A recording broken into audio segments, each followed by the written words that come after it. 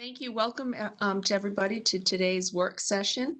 Our first order of business is a status report on tourism, hospitality tax, and hotels. And as we have Evan Raleigh and Jim Green here to speak to us. Good morning, Mayor and members of Council. Yes, as the Mayor mentioned, we are here today to speak about the state of tourism and hospitality in the city of Raleigh. As you all know well, the pandemic, COVID-19 pandemic, has taken a toll on the industry. And although we are seeing some rebounding here as of late, we know that we are still not on the pre-pandemic trajectory that we were. So today we're going to give you an update. You're going to hear from city staff along from our partners in hospitality and tourism. So Luke, if you can pull up the presentation, I'll briefly review the agenda that you'll hear. Next slide, please. So this is a quick overview of today's agenda. First up will be a presentation from Mr. Dennis Edwards on the forecast for the industry. Next up, we will hear from our Chief Financial Officer, Ms. Allison Bratcher, who will talk about the history and provide you a financial update on the hospitality tax. Carrie Painter with the Raleigh Convention Center will give you a state of the Convention Center address. And lastly, Mr. Jeff Merritt with the Centennial Authority will be providing you an update on PNC Arena. And so there is a great deal of information to move through today. Just ask if we could maybe hold the questions. I know there's going to be many that you'll have.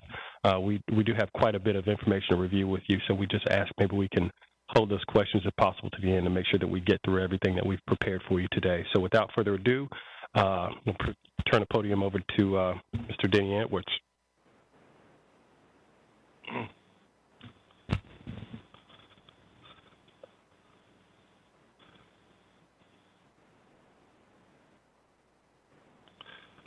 Oh, okay.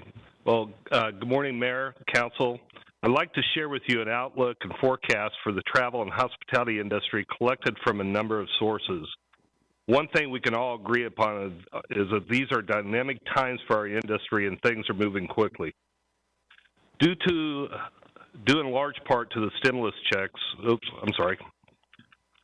people are beginning to fly. Overall, hotel room demand has performed better than air passenger travel throughout the crisis. People have favored driving and taking shorter trips, but you can see the gap between room demand and air travel is narrowing, and people are becoming more and more comfortable traveling by air, which is necessary for many destinations, including ours, for full recovery. Due in large part to the stimulus checks, expectations are that consumer spending will surge. Economists expect consumer spending to grow by 9.5%, the strongest growth since World War II. Much of that will be spent on travel-related industries. The latest survey by Longwoods bears this out. Their latest survey indicates that 86% of travelers have plans to travel in the next 6 months. However, nearly two-thirds now say they are changing their trip plans due to the Delta variant, so things continue to be very fluid. The recovery will come in stages. Domestic leisure is by far a star performer. Tourism Economics expects that leisure travel volume for 2021 will reach 91% of its prior volume in 2019. Looking ahead to 22, they expect 94% recovery and full recovery by the first half of 23. Business travel, which includes meetings and conventions, is still lagging behind leisure travel. Forecasts are expecting 2021 business trip volume at only 45% of 19 levels. Business travel will begin to come back next year with full recovery not until 2024. International models indicate we will not see full recovery until late 24, but we are very optimistic about the recent announcement of opening U.S. travel to international in November. So big picture, domestic trips will be nearly back in 2022 at 99% of 19 levels, and business travel getting back to 100% in 2024. Now I'll focus a little bit more on Raleigh and Wake County. Wake County welcomed 12.9 million visitors in 2020, which was a decrease of 29% from 2019. Those visitors spent $1.7 billion in Wake County, though that was a decrease of 43% from the prior record year. Because of the 2020 visitor spending, $186 million in state and local tax revenues were collected. That includes more than $39 million in tourism tax collections. The travelers we received did look different. They came from a smaller radius around Wake County, and the majority came to visit friends and family. However, those that did stay overnight stayed longer than in prior years. Business travel essentially disappeared due to restrictions of mass gatherings, limitations on mobility, and corporate policies. We also know from our economic data that 38% of Wake County tourism jobs were lost in 2020. Tourism was the hardest hit sector in our county and in the nation. And while rehiring has begun, the impacts of 2020 sent Wake County's tourism employment a little below 2010 levels. Our restaurants are still forced to reduce hours of operation or close certain days of the week, while some of our hotels have had to cap the number of rooms they can sell due to the inability to clean rooms and service their guests. According to several of our own KPIs, Wake County is experiencing a recovery. Youth, amateur, and collegiate sporting events and competitions have returned to nearly normal capacity, and we continue to see a lot of interest in esports competitions. Meetings and conventions are beginning to take place, while the number of booked meetings for 22 and beyond are beginning to return to pre-COVID levels. However, some current challenges still remain in the short term. There is up to a 50% decrease in attendance due to health and safety concerns, company policies restricting travel, and more meetings moving to hybrid, giving attendees the ability to attend virtually. Since the vaccine rollout, we have experienced month-to-month occupancy and average daily rate increases beginning in January. For example, in January, Wake County ran at 38%, and in July, we were over 63%. RDU is beginning to add service to additional destinations and an increase in the number of flights. Passenger traffic is now at 70% of 2019 levels. Pre-pandemic, RDU saw a 50-50 split between leisure and business travelers. Today, it's a 65-35 in favor of leisure. So the return of business travel will be critical to full recovery, including the return of our international flights. Major developments are taking place throughout the county, such as Phase 1 of Dorothea Dix Park and the new downtown park in Cary, as well as construction of the Dueling Dinosaurs exhibit at the North Carolina Museum of Natural Sciences and the North Carolina Freedom Park in Raleigh. It also appears that the town of Cary is making progress on the proposed indoor sports complex, which was approved for funding in the 22nd Amendment. We continue to add first-class sports complexes throughout the county as well. The Wake Stone Athletic Park opened in the spring in Knightdale. The new Garner Recreation Center opened in the fall, and Phase 1 of Pleasant Park in Apex, featuring 6 multi-purpose fields, is scheduled to open in the spring of 22. Concerts are returning in full force. All of our major concert venues are hosting up to 2 to 3 concerts a week through October. And we're seeing the return of many major festivals and events, including Artsplosion and Boogaloo, the State Fair, IBMA, World of Bluegrass, and Dreamville. We are once again experiencing hotel developments and openings. Just in 21 alone, Wake County will welcome 8 new hotels for an additional 728 rooms. Of those, 4 will be in Raleigh for 342 new rooms. There's currently a new dual-brand hotel development in downtown under construction for an additional 259 rooms scheduled to open in late 23. There are currently 5 hotels that are are in early planning stages in downtown Raleigh for a total of 710 rooms. With the challenges of COVID, there is still a lot of uncertainty if or when these developments will occur. Despite COVID, the needs and objectives in the Destination Strategic Plan have not changed. Although Raleigh is getting some new hotels throughout the city, most of them are limited service and not within walking distance to the convention center, which is required or preferred by most meeting planners. We still desperately need a full-service convention hotel within walking distance to the Raleigh Convention Center, as clearly stated in the recent Destination Strategic Plan, in order to remain competitive. We continue to hear from meeting planners that they love Raleigh, but need a full-service convention hotel adjacent to the convention center before we can even be considered. I'm going to give you one quick example. We currently have 3 hotels adjacent to the building: the Sheraton, the Marriott, and the Residence Inn, for a total of 928 rooms. The most they'll commit to us is 645. Our normal room block requirement is anywhere from 800 to 1,200 rooms. So then we have to go within 2 miles of the Raleigh Convention Center. That adds an additional 7 hotels for an additional 1,050 rooms, but they only will commit 300 rooms. So in summary, it'll take 10 hotels to get a room commitment of 945 rooms. We are also facing a challenge where the Holiday Inn has now told us that they will no longer commit room blocks beyond 22 due to the uncertainty of the hotel. So that now takes us to 9 hotels with 845 rooms that we can find committable within a 2-mile radius of the convention center. That puts a real challenge on meeting planners. They now are forced to find transportation, do at least 9 to 10 different hotel contracts versus going to many of our competitive set where they can get those number of rooms within 2 to 3 hotels, all within walking distance. So in closing, I will just say things are looking bright. We're very optimistic about the future, but there is still a dire need for a new convention hotel within walking distance to the convention center.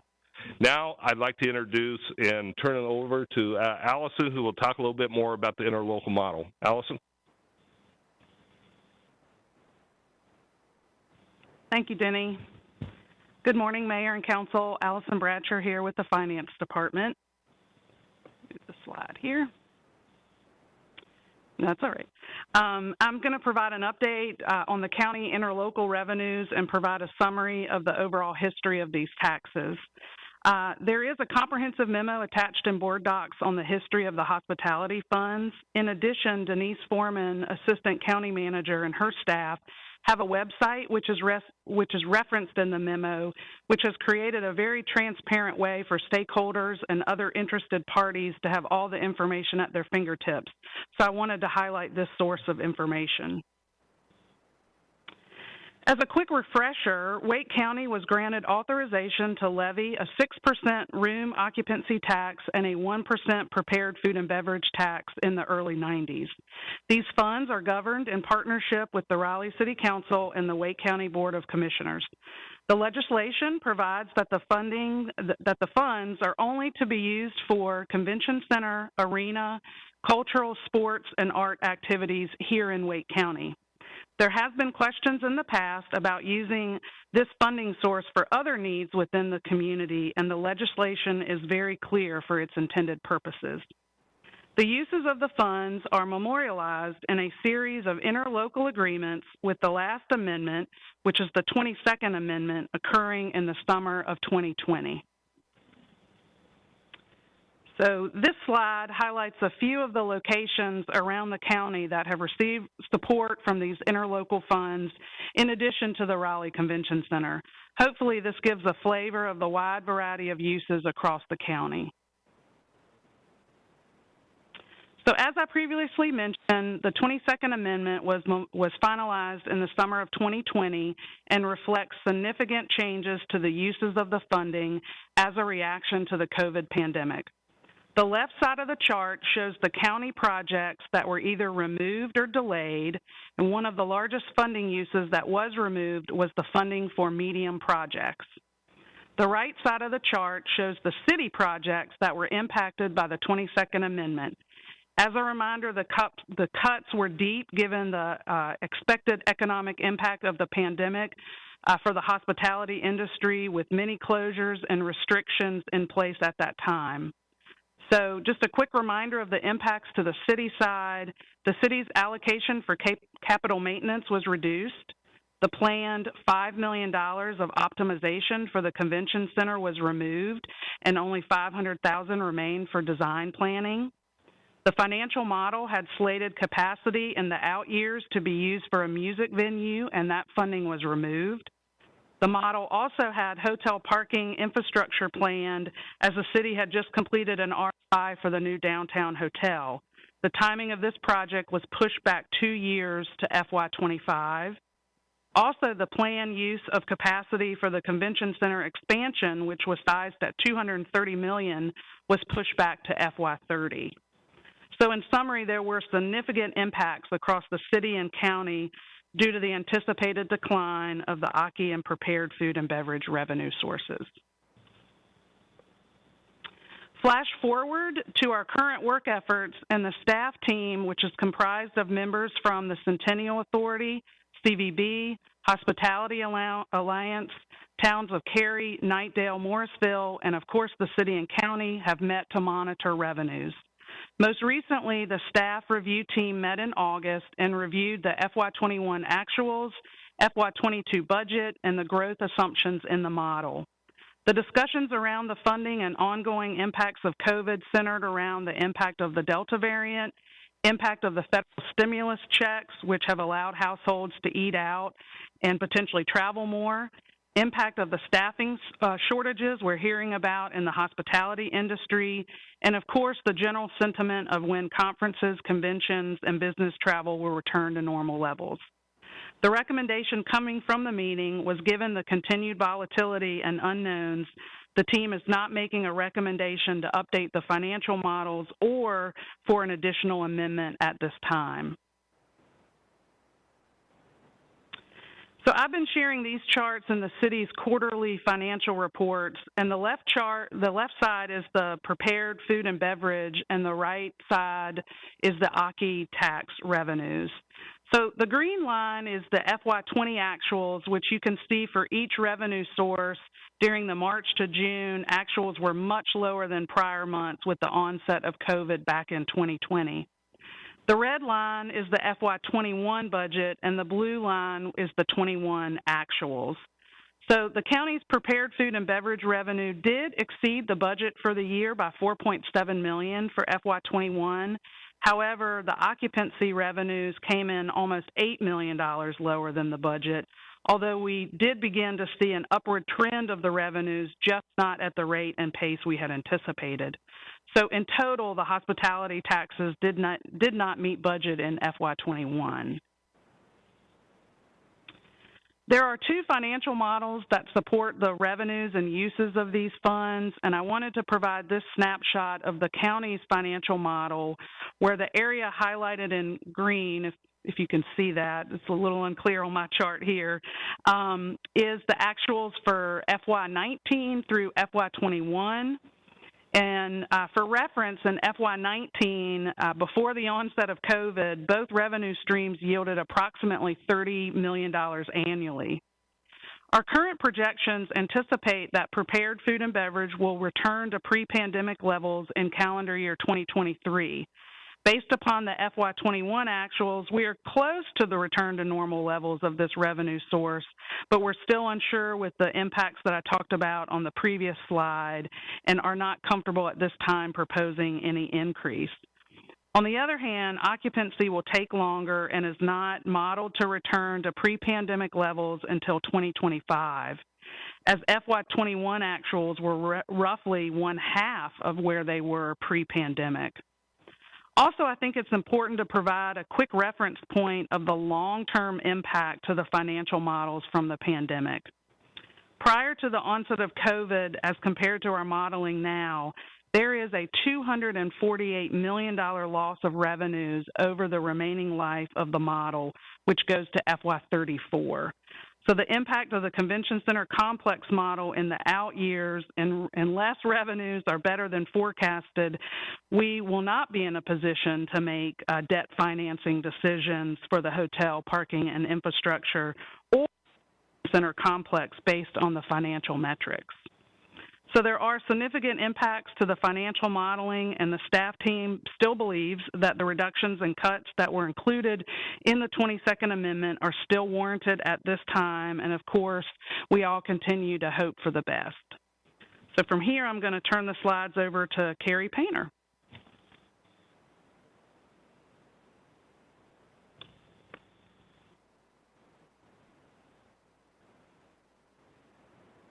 Good afternoon, Council, Mayor. Thank you for having me, Carrie Painter. I'm going to chat a little bit about the state of where the Convention Center was and is now, just to sort of give you an overall picture. Like everyone else, we shut down March 13th. That day is blazed in my memory. And we stayed that way until February 2021. And we scrambled to find solutions for a problem that no one had ever seen before. We worked with all the governor's mandates. We were the first group to certify a complex with GBAC cleaning solutions so that we could assure clients when they came back we were ready to keep them safe and healthy. And we decided immediately to go forward with a relationship solution first.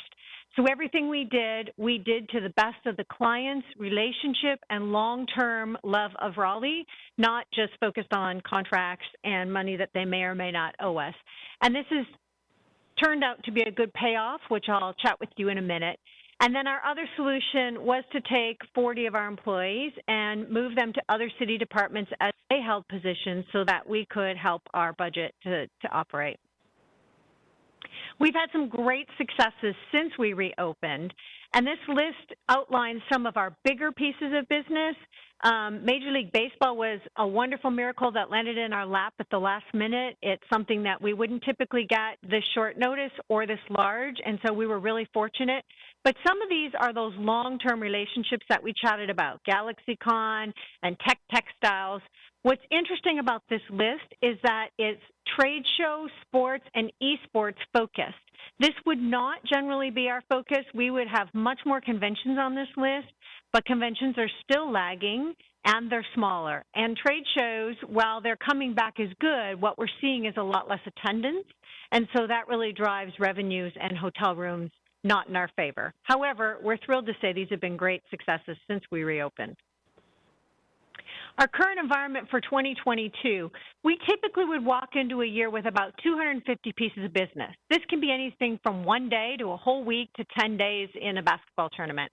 And so we would have about 40% of that business on our books as we walk into a year. That's our foundation. That's what we start with. That's the bigger pieces that we work with the CVB, and we do long-term booking. So thankfully in 22, we're probably pretty close to that 40%. We have 100 events sitting on the books.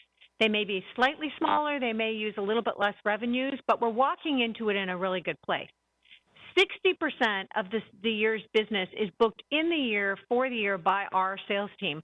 And so we are already starting that activity a little bit ahead, but it puts us relatively close to being back to where we should be by 2022 with numbers of events and filling hotel rooms.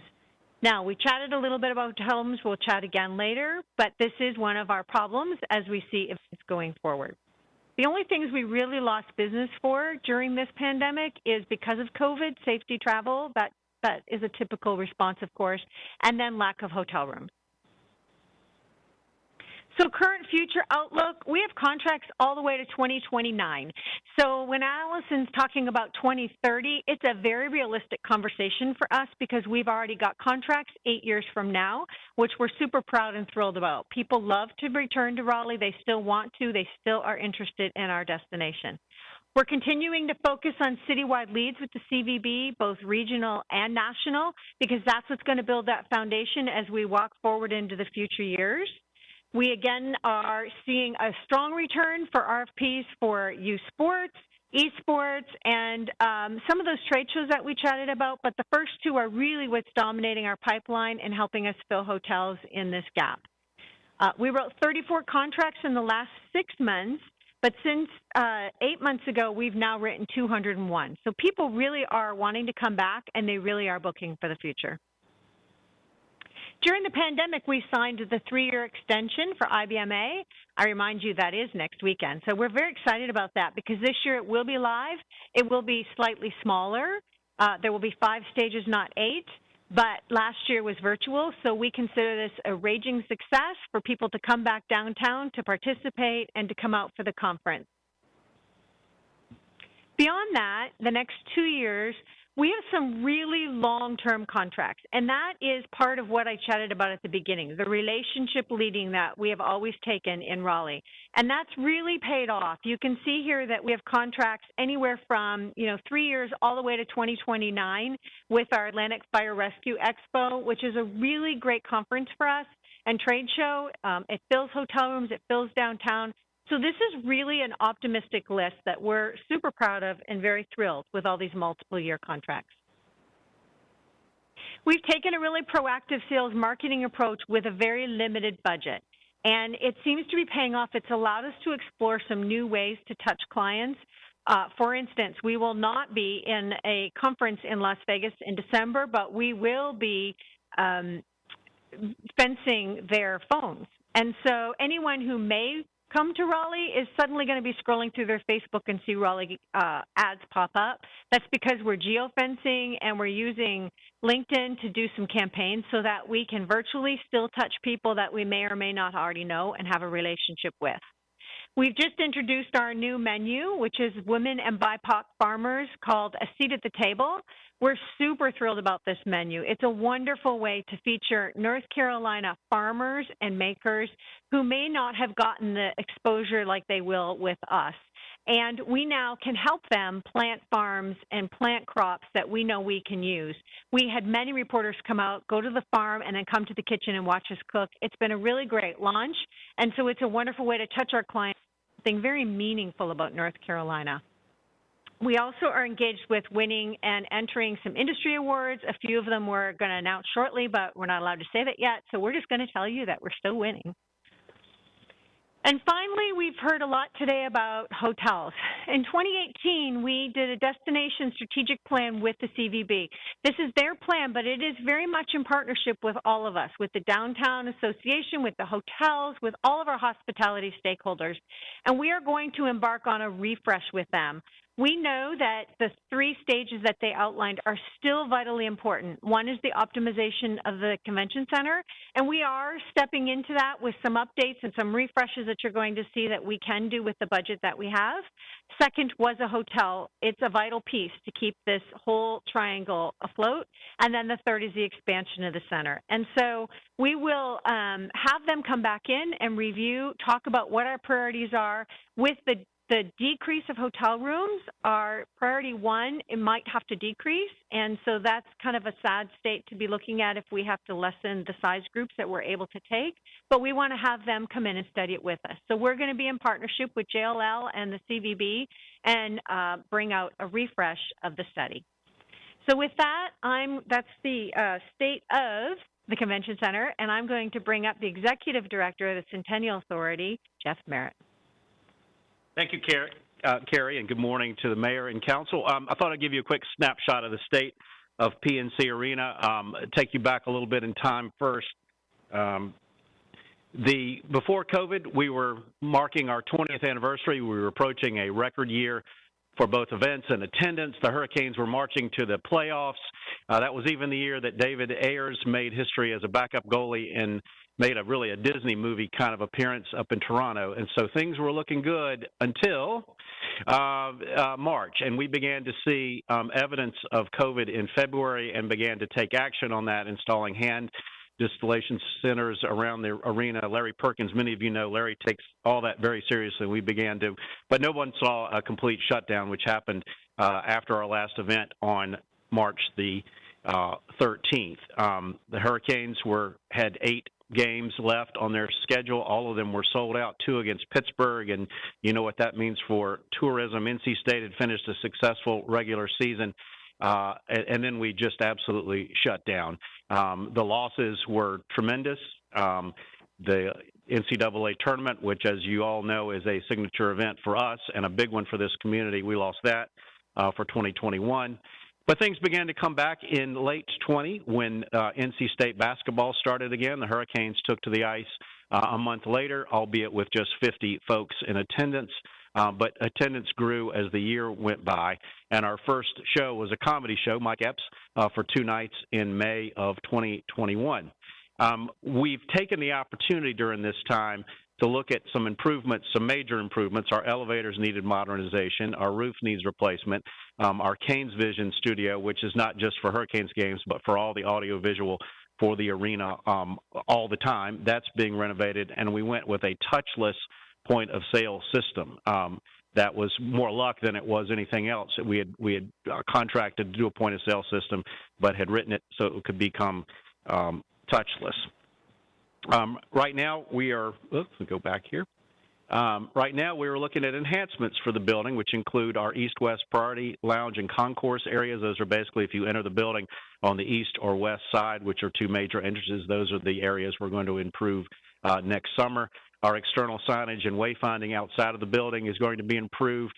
And dressing room and backstage improvements, these are all things that promoters and tour operators, the NCAA included, has given us feedback over the last couple of years that would help them increase their ability to put shows in our building. And incremental enhancements will happen over the next few years. Let me take you to the future. Again, by going back a little bit, tours that postponed and canceled in March 2020 through May of 21 are really coming back in a strong way. Artists now get a lot of their income from touring. Back in the old days, they used to sell albums. Google it, kids, see what that is. But they now get a majority of their income by actually going on the road. And a strong tour schedule, as Carrie alluded to Red Hat and Walnut Creek, is coming up for 2022 and really beyond. And a little bit of news for you. The Winter Classic, the outdoor game at Carter Finley Stadium, will be played in Raleigh in either December of 2022 or January or February of 2023. So just a little over a year away for that major event. We're really looking forward to that. As I alluded to, we're making improvements and we're looking to do some things to the arena. We are challenged with staffing. We are challenged with material shortages, things like that. The arena business is coming back slowly, but it's coming back in a big way with attendance. Let me take you through just real quick our impact on what I believe is our impact on tourism. So if you look at this map, it's a little hard to read, but if you see the darker green, those are where people bought tickets for all events, including sports and entertainment in 2019. So you roughly see from Savannah to Knoxville to Washington, D.C., a pretty healthy swath of people bought tickets and came here, and you can assume that many of those people came, spent the night, spent some money here, and took off back home. Just a couple weeks ago, we had Luke Combs in for 2 sold-out shows. You can see there roughly the similar footprint. Harry Styles, also with a sold-out show coming up in October. He will draw from a little bit smaller because I believe he's playing some more venues in the area. But that just goes to show you that events do have a big impact on tourism. Just this past week, as I mentioned with Luke Combs, Luke had just played to 32,000 people up in Boone at Kid Brewer Stadium at Appalachian State, and then turned around and came out and sold almost 40,000 tickets here at the arena. So we are quite optimistic. The Wolfpack will play 18 home games in the arena starting in November. The Hurricanes have a 41-game schedule that they start on October 14th. And so we are roaring back, but again, we have challenges as are well known in the staffing and material procurement investment. So now I'd like to turn it back over to, I believe, my new friend Evan, who will wrap us up.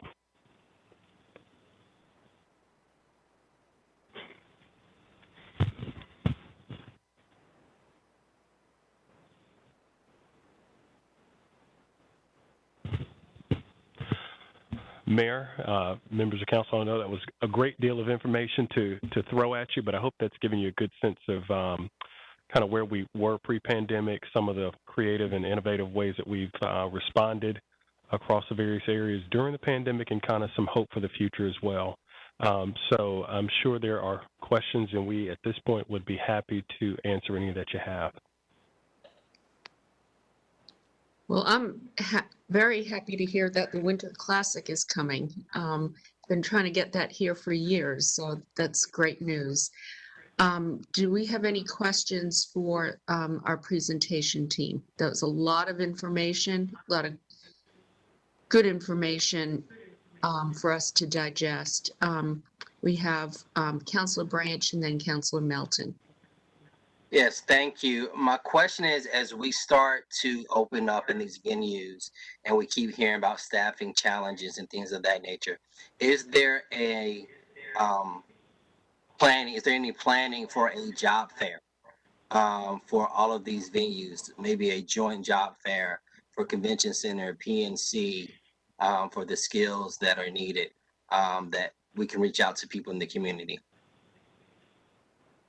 Yeah, speaking for the arena, we're having a job fair, I think Thursday. It'll be, I believe, our third. So we're doing everything we can to outreach to get people to understand what we have available, you know, but it still is a challenge. Couple things. We are working with the North Carolina Restaurant and Lodging Association and Capital Area Workforce on creating a job fair. There's been obviously challenges on we tried doing a virtual job fair. It just didn't work. It really has to be in person, but we are working on planning a future one. The other thing I think is important is there is $5 million in the proposed budget with the General Assembly, where we would work with North Carolina Restaurant and Lodging Association to create really an educational platform to let all the way to high school students and beyond, to let them know where the career opportunities are in the hospitality industry, and that people can really make a good living by getting into our business. So part of it, Councilman Branch, really goes back to educating about the opportunities. So it's kind of a twofold between job fair as well as education.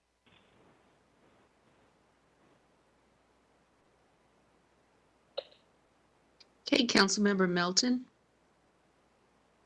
Thank you. I attended the Greater Raleigh Convention and Visitors Bureau annual meeting. I think it was a couple months ago, and there was a panel discussion, and Carrie Painter was on there, and she was asked if she had one wish, what would it be? And she wished that, I recall, that we could start looking forward and planning big, and planning for when these numbers arrive back to pre-pandemic levels. And I was interested to hear today that we've got 5 hotels in the planning stages. The only one that's under construction now is scheduled to open in 2 years. So obviously, it sounds like the demand is there now, that we're having difficulty with having enough hotel rooms. And only one is under construction and is planned to open in 2 years, which is when I think the projections we saw say we will return to pre-pandemic levels. And so it seems like there's an opportunity in this moment to try to take advantage of planning ahead for what we hope will happen in 2 years and think big picture. And so I understand that the heads and beds tax hasn't returned to its full capacity, but I'm just curious what we can be doing collaboratively to try to get some of this big planning, future planning stuff moving again. Because it seems like the need is there now, it'll be greater in 2 years, and it's going to take at least 2 years to get things off the ground. So whatever we can do to come up with a plan, I think would be helpful. One thing I think we can do and should do is the Convention Center Commission should be looking at these and making recommendations to us. That's in part their job. Carrie, go on. You have a good memory that you remember I said that. I just want to kind of flash back a minute, particularly because a few of you might not have been here then. In 2019, when Jim Green and I went to LA to the hotel conference, typically you go and you woo a hotel. You hope that they'll come talk to you and that you can lure them into wanting to be here. We actually had hotels present to us. They brought us in and had massive presentations that were so extraordinary because they really wanted to be here with really large all the major hotels. JLL told us they'd never seen this many responses to an RFP as we had. Unfortunately, we didn't get to open any of them because the money that we had as an enticement, which was the $30 million, was already a bit tight, and we knew we didn't have it any longer. So we never got to see those bids. We have subsequently heard from hoteliers that they still want to be here. They are still interested. They are still calling and saying, please, if it comes back out on the market, we want to be there. I would say the first piece is somewhere we have to come up with some enticement money, but we know they want to be here, and we need to get that piece back on track somehow so that we can get the hotel, because it is a convention hotel, and it is going to take a long time to develop once we pick one. Did that answer? Sort of. Yes, thank you, Carrie. Did I see Councilmember Buffkin? Yes. Yes, thank you, Mayor. Well, I'm right there with you, Mr. Melton. I think we've got an opportunity, despite how bad it all looks right now, and it has been bad. I think we've got an opportunity here, and I'd like to see us get moving on it. You know, we've got sites 2 and 3 down there at the end of Fayetteville Street. We've got the convention and hotel possibility. I think it's a good time to start working on some alternative funding. $248 million's a big hole to fill, but we have other options. I'd love to see us moving on that. And Mr. Edwards spoke to a challenge with transportation, and I think we've got some good opportunities there. I'm told when large conventions come to town, hotels in Midtown book up. So those folks need a convenient, efficient way to get around. They're from out of town. So let's, I'm all for being good hosts and helping those folks get around, and I'd love to see us make some advancement on these issues. Okay. Anyone else? Councilmember Cox? I was wondering, how does the situation at RDU impact our ability to get conventions? I understand we're down on flights, particularly direct flights. We are down on direct flights, but we are not hearing a lot of concern and caution about the flights. They are slowly coming back up, and there are 23, I believe, direct flights a day. So we're not hearing overcapacity. It hasn't stopped anyone from coming in for site visits. We heard from the airport this morning in our board meeting with the CVB that they are working to entice more international, and that's been a challenge for us as well. One of the conferences that did cancel was international because they couldn't get a guarantee of enough attendance to come and the openings of other countries. But those countries are talking about opening in October, and so we hope that ignites more flights as well. One more question. Okay. I was wondering if the city, to what extent does the city provide, like, say, dedicated bus service or shuttles to and from the convention center from our more outlying hotels, such as around Crabtree or Triangle Town Center? That's typically planned through the CVB as they reach out to vendors. It is tough because it's obviously a cost and it's a timing issue. And so when you have to be at 10 hotels and everybody has to be at their conference or breaks or dinners at exact times, it takes out any public transportation. They're not willing to do that. It does require a lot of shuttles, and the convention loses their group feeling of mass gathering because suddenly there's not one hotel bar or 2 hotel bars or places to meet after. They're in 10 and 11 hotels. And so meeting planners are less inclined to want to do that because it takes away the compatibility and the inner connectedness of all their attendees. And so transportation becomes one, and it does come with quite a cost that the CVB tries to help make happen. But the other piece is that they really do not like it. And if they can be somewhere else where they can have the mass hotels right next to them, that's always going to trump 10 hotels. Right. Thank you. Carrie hit the nail on the head. The only thing I would want to add, too, is that meeting planners don't like contracts, and the less hotel contracts, the better. So, I've expressed our concern about the number of hotels. Just to get 1,000 committable rooms, that's 9 different contracts when they can go with 9 different hotel rates. So you have a rate difference, you have a quality of hotel difference, and so there's a lot of logistical challenges as a meeting planner versus going into another city where they could just do 2 or 3 hotel contracts. Everyone's within walking distance. You don't have to worry about the transportation costs. And some of the hotels I had mentioned are limited service hotels, meaning that they don't have full restaurants and room service, et cetera. So that all adds up to some real challenges that meeting planners just don't want to deal with at the end of the day. Okay.